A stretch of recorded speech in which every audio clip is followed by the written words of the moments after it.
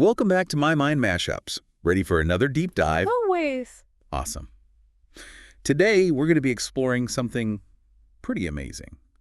The history of the human-animal relationship. Ooh, that's a big one. Yeah, it goes way back, further than you might think. Yeah. And it's had a huge impact on, well, pretty much everything. I bet. I mean, think about it. Animals are everywhere in our lives. Exactly. So, buckle up, because we're going on a journey through time to uncover some mind-blowing facts about how humans and animals have, well, how they've interacted throughout history, across different cultures, the whole thing. Sounds fascinating. Where do we even begin with something like that? Well, we got to start at the beginning, right? Yeah. Back in prehistoric times, when humans were just hunter-gatherers, roaming the earth. Oh, wow. So way, way back. Way back. Back then, survival depended on understanding animals, like really understanding them. I can imagine. Hunting, avoiding predators, the whole survival thing. Right, and we actually have evidence of this early relationship. Remember those incredible cave paintings in France? Oh, yeah. The ones that are like, what, 30,000 years old? Older, even. And guess what they mostly depict? Animals. Animals, not people. Mostly animals. Huh. That is interesting. Why do you think that is? Well, some experts believe it suggests an early sense of awe, maybe even fear, towards these creatures. That makes sense. They are powerful forces of nature, right? Exactly. And maybe, just maybe, early humans thought that by drawing them, they could, gain some sort of control over them. That's a cool theory, like a way of, I don't know, connecting with them or understanding them better. And speaking of connecting, think about the concept of animism. Have you heard of that? Refresh my memory. It's the belief that everything, living or not every, rock, tree, animal, has a spirit. Wow. So like a deep connection to the natural world. Exactly. Imagine feeling that connected. It's kind of hard to wrap your head around from our perspective. I know, right? But as time went on, things had to change. The climate shifted. Massive creatures like mammoths started disappearing.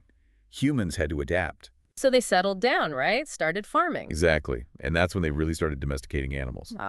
So that's where our relationship with animals takes a turn? A big turn. But domestication wasn't just about taming a wild animal.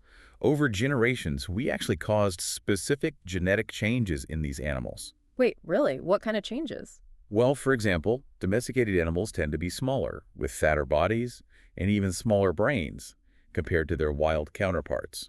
No way. Seriously? Seriously. Think about your dog.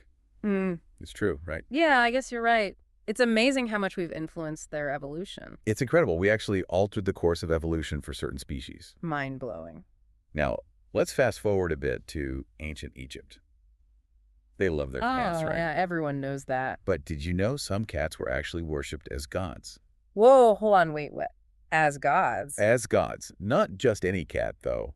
Specific breeds like the Abyssinian. Okay, that's a beautiful cat, I'll give them that. But gods. Gods. They were seen as protectors, symbols of the divine. They even mummified them. Mummified cats? Seriously? Seriously. Often buried alongside their owners to accompany them into the afterlife. Wow, they really, really loved their cats. It's a level of reverence we can hardly imagine. Makes you wonder what they think of our modern-day obsession with cat videos, right? Totally different kind of worship, that's for sure. But this connection with animals wasn't just an Egyptian thing. Think about the Chinese zodiac. Oh yeah, with the year of the dog and all that. Each year is represented by an animal, and this tradition still influences people's lives today. It's amazing how animals were woven into so many cultures. Absolutely. It seems like they were seen as essential parts of the natural order, not just resources to be exploited. Right. So not just about practicality, but something deeper. Exactly. But then things started to shift in the medieval period. That's when the Judeo-Christian concept of human dominion over animals became really prominent. Oh, so that idea that we're in charge at the top of the hierarchy. Right. And this idea had a huge impact on how people viewed animals. It often justified using animals for human purposes, even if it meant causing them suffering. But, I mean, didn't people still care about animals back then? They did.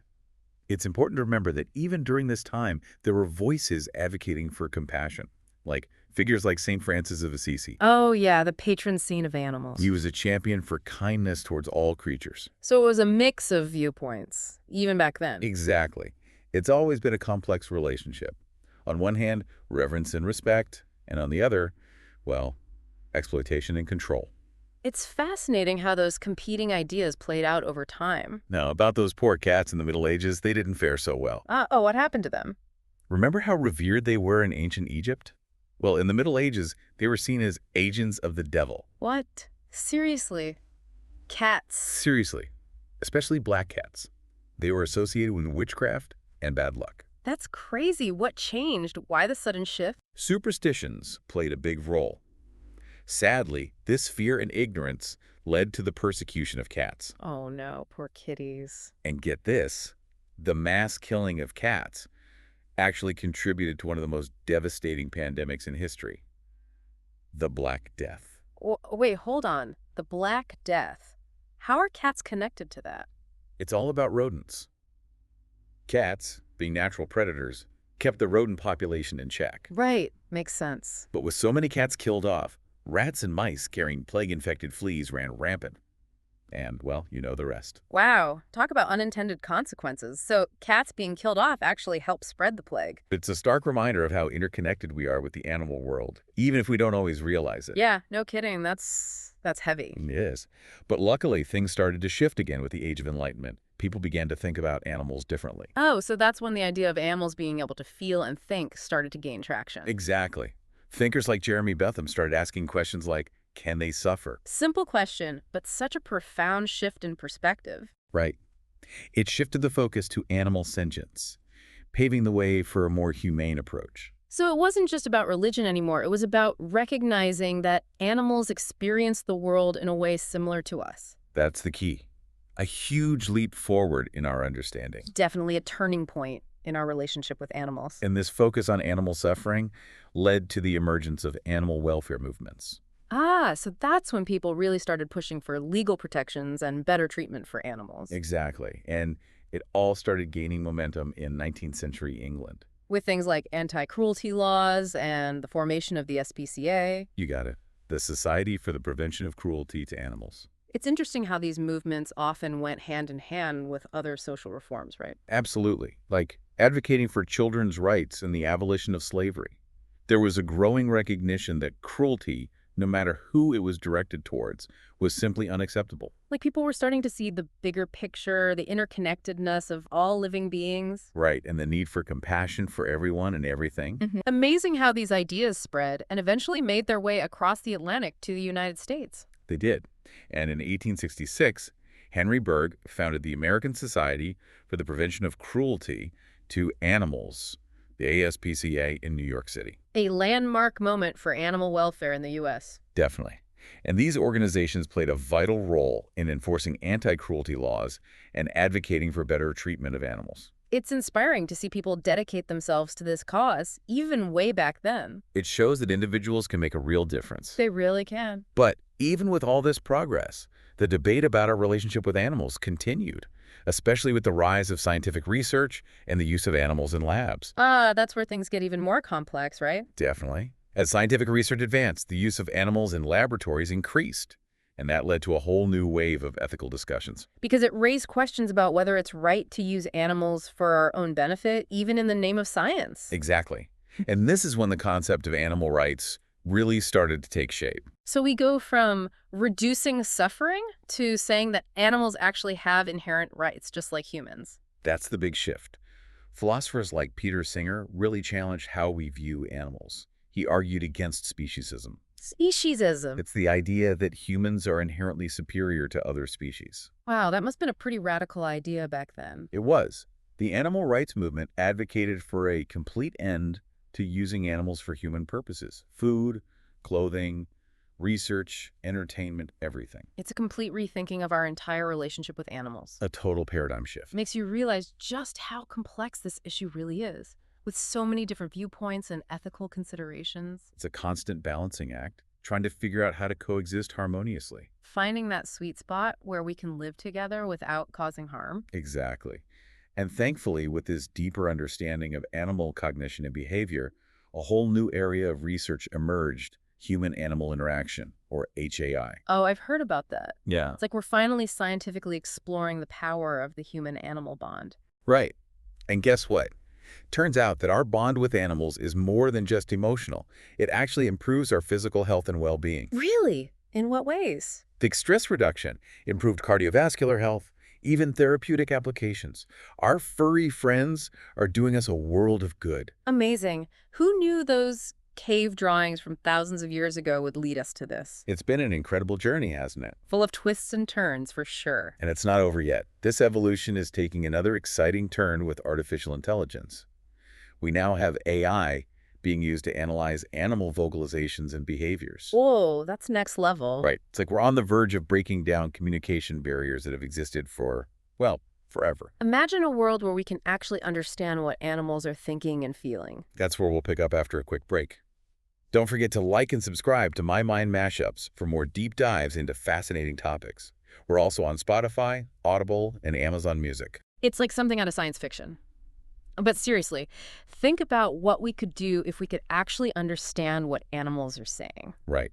We could understand their needs so much better. Yeah. Like, think about animal welfare or even conservation efforts. It would change everything. Imagine being able to ask an animal in captivity if it's happy, or if its environment needs to be changed. Wow. Yeah. Or asking a migrating bird about the challenges it faces on its journey. Oh, the things we could learn. The insights would be unbelievable. But hold on. There's got to be a lot of responsibility that comes with that kind of power, right? I mean, just because we can talk to animals doesn't mean we should be, interrupting their lives all the time. That's a really important point. We can't just barge in and start asking them a million questions. Right. Like, hey, Mr. Lion, how was your day? Exactly. We need to approach this new capability with a lot of caution and respect. Definitely. Animal communication is complex, and even with AI, we're just scratching the surface. It's true. We don't want to end up exploiting animals or disrupting their natural behaviors just because we're curious. We need to be very careful about that. And we also need to remember that animal communication might be totally different from our own. Yeah, like what if they have ways of expressing emotions or ideas that we don't even have words for? That's a fascinating thought. It's kind of mind-blowing. We tend to view communication through a human lens, but animals have their own unique ways of experiencing the world. Makes sense? AI could help us decode those signals.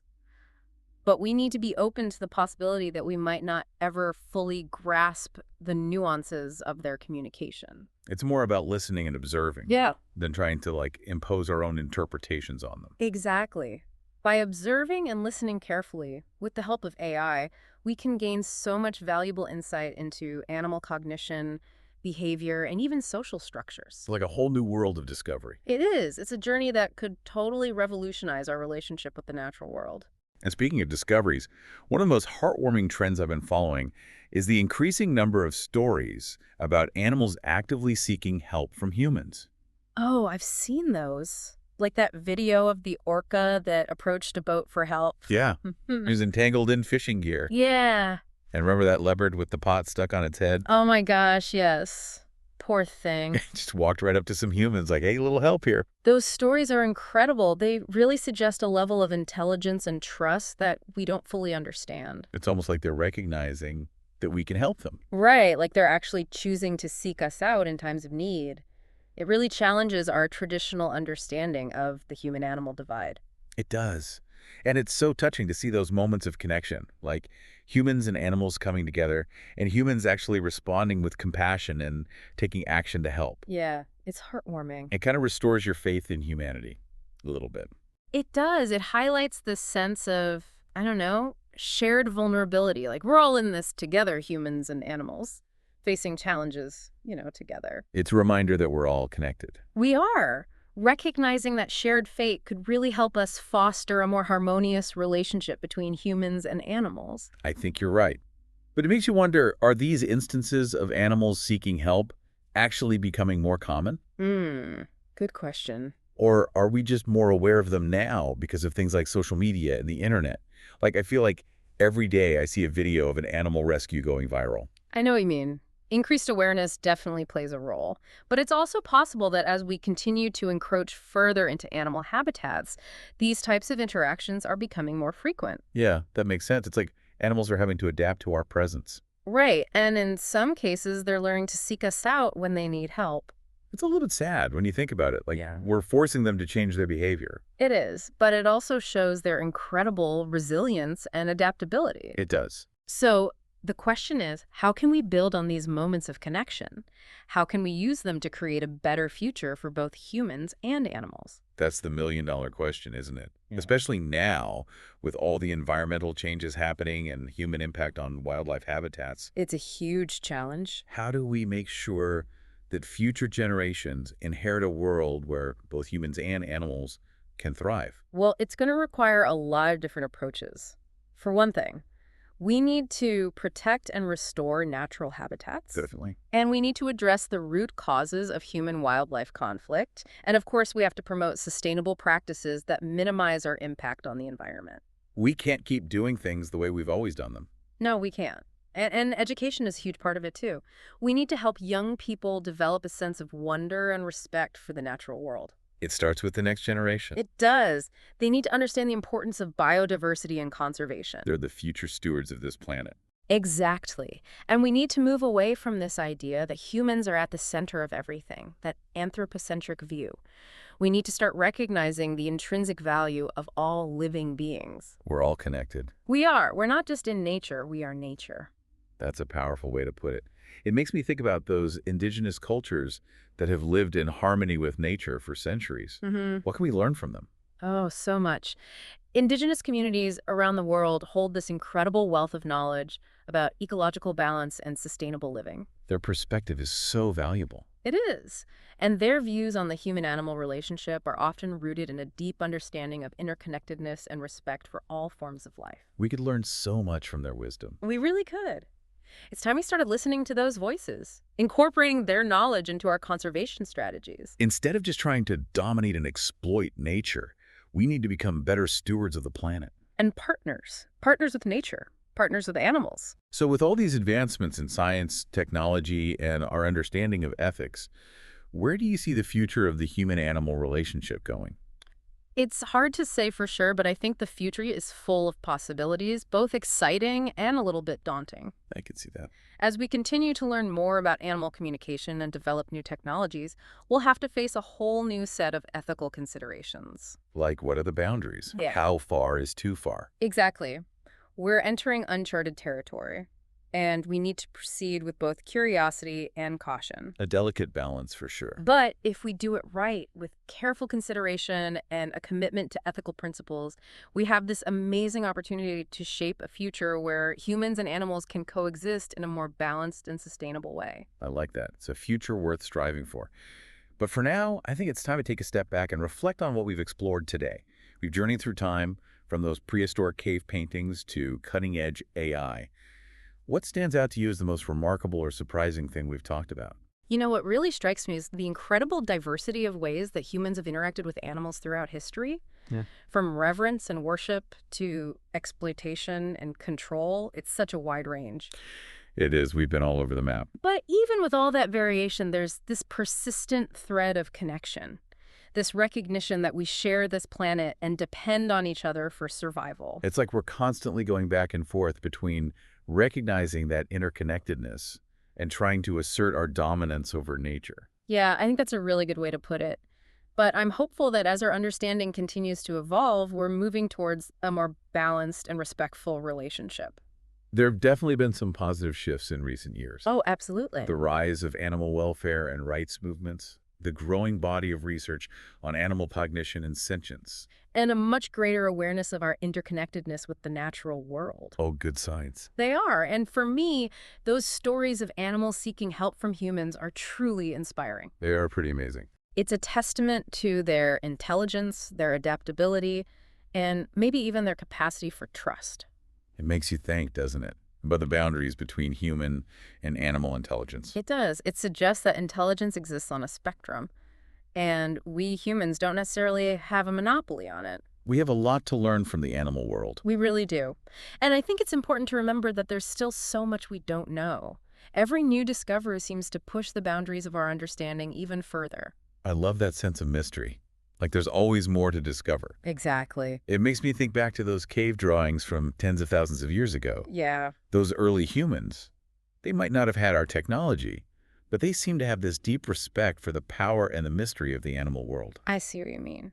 Maybe, just maybe, we need to rediscover that sense of awe and humility as we figure out how to navigate our relationship with animals in the 21st century. I couldn't agree more. We have a lot to learn from the past, both our successes and our failures. It's all part of the journey, right? It is. And by combining that historical perspective with scientific advancements and a commitment to ethical principles, I think we can create a future where humans and animals can thrive together. It's a beautiful vision, and one worth working towards.